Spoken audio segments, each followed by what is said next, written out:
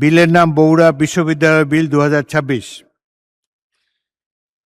আমি এখন 75(1) বিধিতে প্রদত্ত বিধি স্থগিতের ক্ষমতা প্রয়োগ করে স্বল্পতর মেয়াদের নোটিশে মাননীয় শিক্ষামন্ত্রী ম এহসানুল হক মিলনকে বগুড়া বিশ্ববিদ্যালয় বিল 2026 উত্থাপনের অনুমতি প্রার্থনার জন্য আহ্বান জানাচ্ছি। মাননীয় স্পিকার, আমি ডক্টর ম এহসানুল হক মিলন, শিক্ষামন্ত্রী, বগুড়া বিজ্ঞান ও প্রযুক্তি বিশ্ববিদ্যালয় আইন 2001 রহিত ক্রমে উহার বিধানবলী বিবেচনা ক্রমে সময়ের চাহিদার প্রতিফলনে নতুন আইন প্রণয়নকল্পে আনিত একটি বিল বগুড়া বিশ্ববিদ্যালয় বিল 2026 উত্থাপনের জন্য আপনার কাছে অনুমতি প্রার্থনা করছি। আপনাকে অশেষ ধন্যবাদ। মাননীয় মন্ত্রী, আপনি বিলটি উত্থাপন করুন।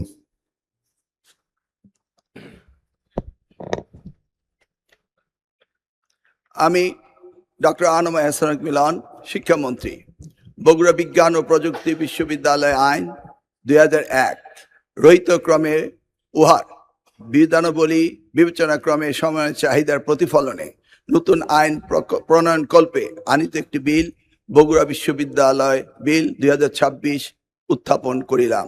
আপনাকে অশেষ ধন্যবাদ। বগুড়া বিশ্ববিদ্যালয় বিল 2026 সংসদে উত্থাপিত হলো।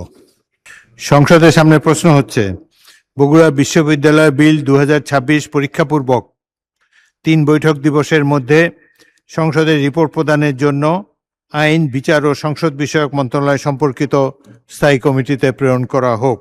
যারা এই প্রস্তাবের পক্ষে আছেন তারা হ্যাঁ বলুন, যারা এই প্রস্তাবের বিপক্ষে আছেন তারা না বলুন।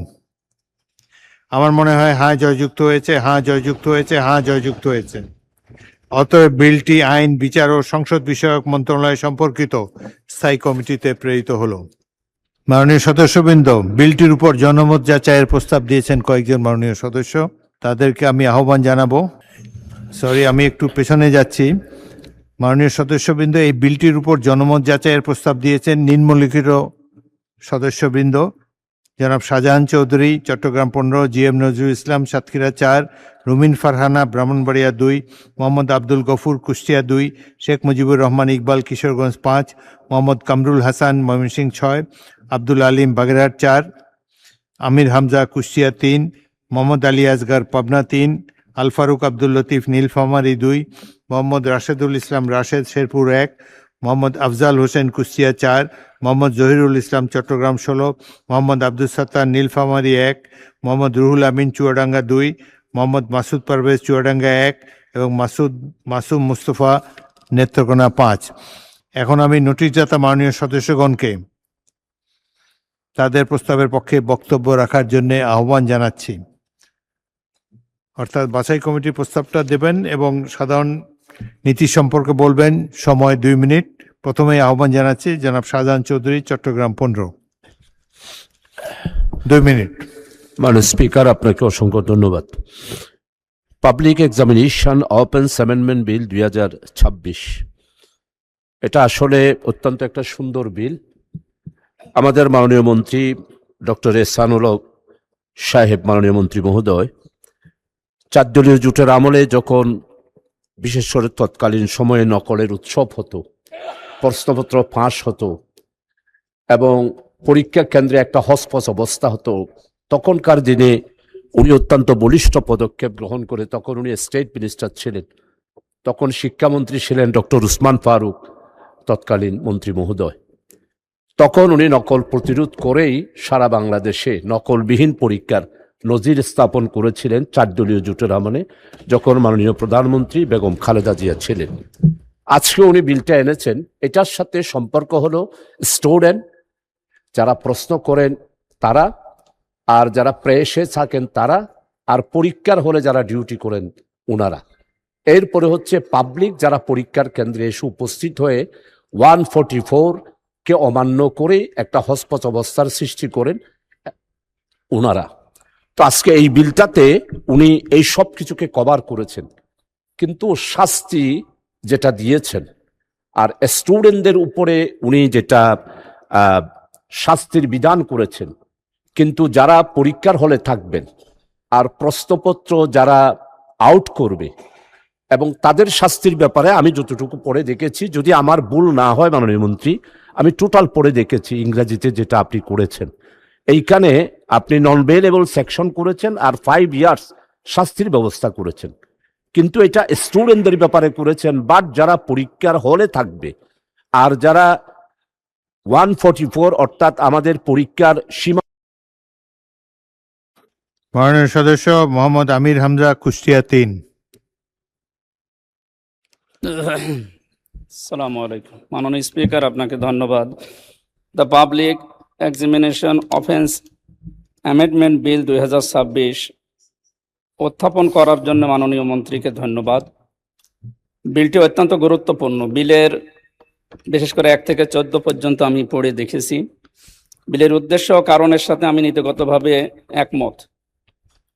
বিলটি পাশ করার জন্য মাননীয় মন্ত্রী সংসদে এনেছেন এবং এটা পাশও হয়ে যাবে, কিন্তু বিল সম্পর্কে, বিলের কারণ ও উদ্দেশ্য সম্পর্কে জনগণকে জানানোর প্রয়োজন মনে করছি।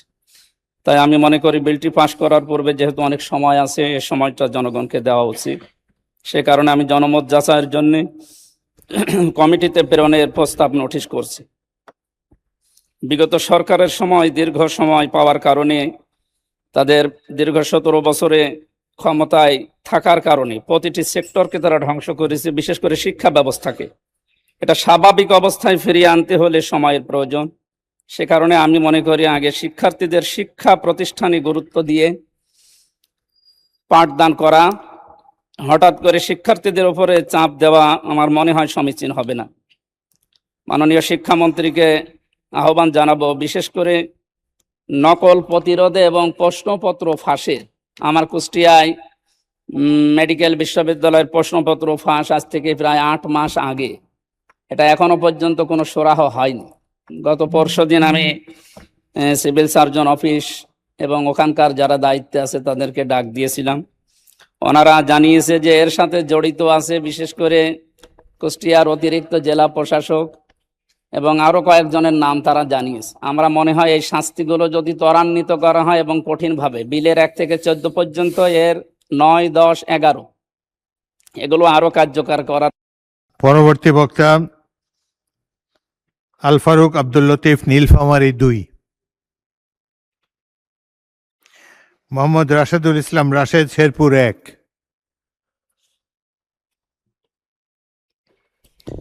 মাননীয় স্পিকার, আপনাকে ধন্যবাদ। Public examinations offences amendment bill 2026 বিলটি মূলত আমি সংশোধনের জন্য, জনমত যাচাইয়ের জন্য এবং বাছাইয়ের জন্য প্রেরণ করার জন্য অনুমতি প্রার্থনা করছি। মাননীয় স্পিকার, এখানে শুরুতেই আমার কাছে মনে হয়েছে যে বিলটি কি প্রিভেন্টিভ নাকি কিউরেটিভ, এই বিষয়টি ক্লিয়ার করাটা অত্যন্ত জরুরি ছিল। বিশেষ করে অপরাধ হওয়ার আগেই কিভাবে প্রশ্নপত্র নিরাপদ রাখা যায়, সেই বিষয়গুলো আমাদের জন্য খুব বেশি জরুরি।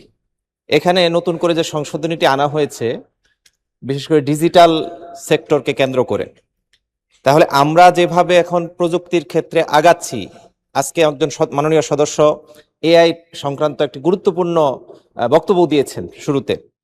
সেই জায়গায় কিন্তু আমাদের দিনকে দিন এমন হচ্ছে যে আমরা ডিজিটালি পরীক্ষা নিব, একটা সময় এরকম আসবে যে আমাদের ছেলেমেয়েরা সবাই অনলাইনে বসেই পরীক্ষা দেবে।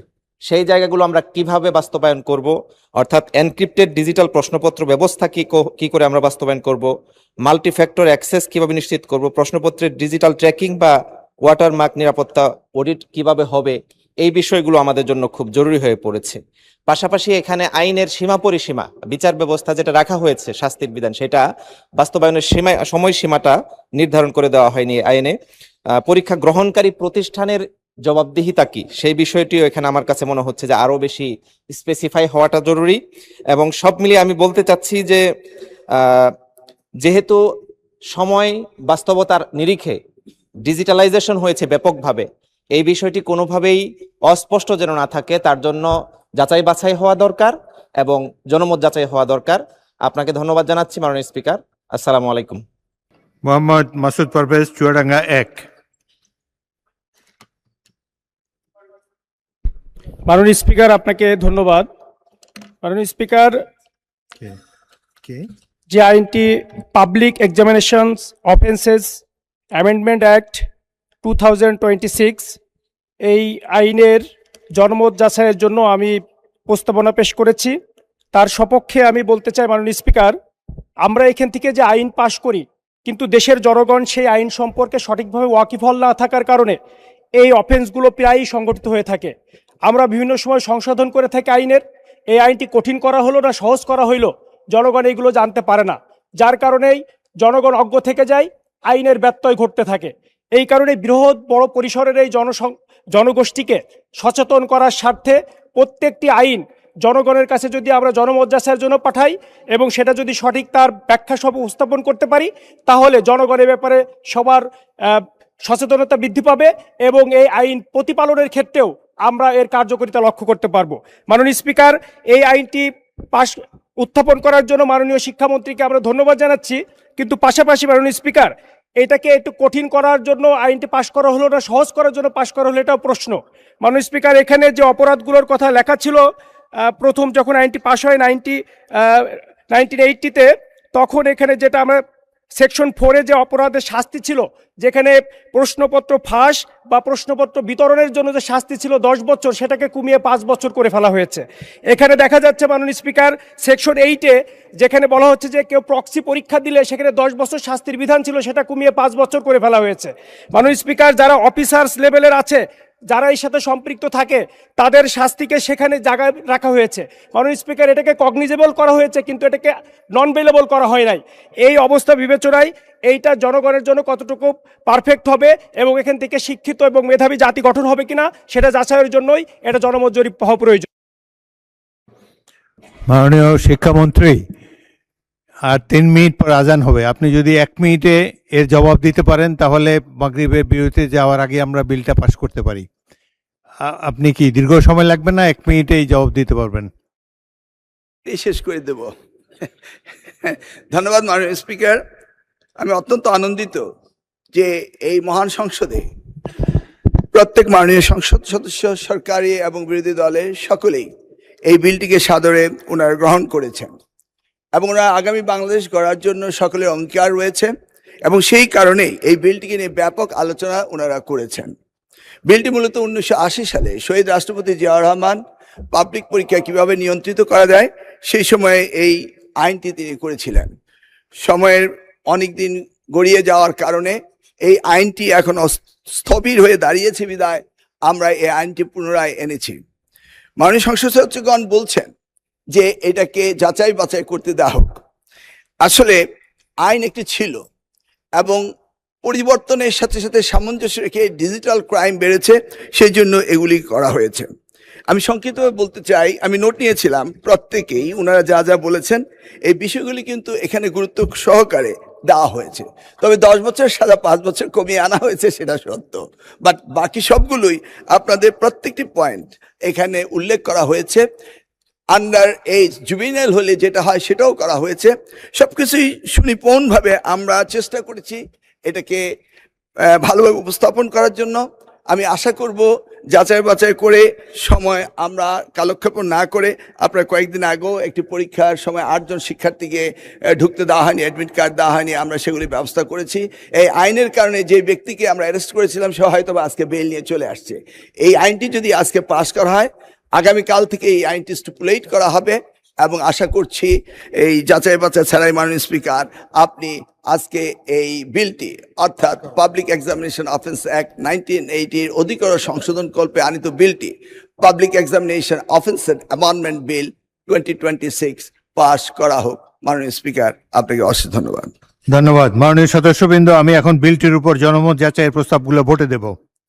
সংসদের সামনে প্রশ্ন হচ্ছে, বিলটির উপর জনমত যাচাইয়ের জন্য মাননীয় সদস্যগণ যে প্রস্তাব দিয়েছেন তা গ্রহণ করা হোক। যারা এই প্রস্তাবের পক্ষে আছেন তারা হ্যাঁ বলুন, যারা এই প্রস্তাবের বিপক্ষে আছেন তারা না বলুন। আমার মনে হয় না জয়যুক্ত হয়েছে, না জয়যুক্ত হয়েছে, না যুক্ত হয়েছে। অতএব বিলটির উপর জনমত যাচাইয়ের প্রস্তাবগুলো নাকচ হলো। মাননীয় সদস্যবৃন্দ, আমি বিলটি বাছাই কমিটিতে প্রেরণের প্রস্তাবগুলো ভোটে দেব। সংসদের সামনে প্রশ্ন হচ্ছে, বিলটি বাছাই কমিটিতে প্রেরণের জন্য মাননীয় সদস্যগণ যে প্রস্তাব দিয়েছেন তা গ্রহণ করা হোক। যারা এই প্রস্তাবের পক্ষে আছেন তারা হ্যাঁ বলুন, যারা এই প্রস্তাবের বিপক্ষে আছেন তারা না বলুন। আমার মনে হয় না জয়যুক্ত হয়েছে, না জয়যুক্ত হয়েছে, না জয়যুক্ত হয়েছে। অতএব বিলটি বাছাই কমিটির প্রেরণের প্রস্তাবগুলো নাকচ হলো। সংসদের সামনে প্রশ্ন হচ্ছে, স্থায়ী কমিটি কর্তৃক সুপারিশকৃত আকারে public examination offences amendment bill 2026 অবিলম্বে বিবেচনার জন্য গ্রহণ করা হোক। যারা এই প্রস্তাবের পক্ষে আছেন তারা হ্যাঁ বলুন, যারা এই প্রস্তাবের বিপক্ষে আছেন তারা না বলুন। আমার মনে হয় হ্যাঁ জয়যুক্ত হয়েছে, হ্যাঁ জয়যুক্ত হয়েছে, হ্যাঁ জয়যুক্ত হয়েছে। অতএব স্থায়ী কমিটি কর্তৃক সুপারিশকৃত আকারে public examination offences amendment bill 2026 অবিলম্বে বিবেচনার জন্য গৃহীত হলো। মাননীয় সদস্যবৃন্দ, বিলটির উপর দফাওয়ারি কোনো সংশোধনী নেই। আমি এখন বিলের দফাগুলো সংসদের সামনে পেশ করছি। সংসদের সামনে প্রশ্ন হচ্ছে, বিলের দফা 2, 3, 4, 5, 6, 7, 8, 9, 10, 11, 12, 13 এই বিলের অংশ হিসাবে গ্রহণ করা হোক। যারা এই প্রস্তাবের পক্ষে আছেন তারা হ্যাঁ বলুন, যারা এই প্রস্তাবের বিপক্ষে আছেন তারা না বলুন। আমার মনে হয় হ্যাঁ জয়যুক্ত হয়েছে, হ্যাঁ জয়যুক্ত হয়েছে, হ্যাঁ জয়যুক্ত হয়েছে। অতএব বিলের দফা 2, 3, 4, 5, 6, 7, 8, 9, 10, 11, 12, 13 এই বিলের অংশ হিসাবে গৃহীত হলো। সংসদের সামনে প্রশ্ন হচ্ছে, বিলের এক দফা প্রস্তাবনা, প্রবর্তন এবং শিরোনাম এই বিলের অংশ হিসাবে গ্রহণ করা হোক। যারা এই প্রস্তাবের পক্ষে আছেন তারা হ্যাঁ বলুন, যারা এই প্রস্তাবের বিপক্ষে আছেন তারা না বলুন। আমার মনে হয় হ্যাঁ জয়যুক্ত হয়েছে, হ্যাঁ জয়যুক্ত হয়েছে, হ্যাঁ জয়যুক্ত হয়েছে। অতএব বিলের এক দফা প্রস্তাবনা, প্রবর্তন এবং শিরোনাম এই বিলের অংশ হিসাবে গৃহীত হলো। মাননীয় শিক্ষামন্ত্রী আনম এহসানুল হক মিলন, আপনি বিলটি প্রস্তাব করার পাশ উত্থাপন করতে পারেন। মাননীয় স্পিকার, আমি ডক্টর আনম এহসানুল হক মিলন, শিক্ষামন্ত্রী, এই আনিত bill public examination offences amendment bill 2026 এই মহান সংসদে পাশ করা হোক। মাননীয় স্যার, আমি আপনাকে অশেষ ধন্যবাদ। সংসদের সামনে প্রশ্ন হচ্ছে, স্থায়ী কমিটি কর্তৃক সুপারিশকৃত আকারে public examination offences amendment bill 2026 পাশ করা হোক। যারা এই প্রস্তাবের পক্ষে আছেন হ্যাঁ বলুন, যারা এই প্রস্তাবের বিপক্ষে আছেন তারা না বলুন। আমার মনে হয় হ্যাঁ জয়যুক্ত হয়েছে, হ্যাঁ জয়যুক্ত হয়েছে, হ্যাঁ জয়যুক্ত হয়েছে। অতএব স্থায়ী কমিটি কর্তৃক সুপারিশকৃত আকারে public examination offences amendment bill 2026 পাশ হলো।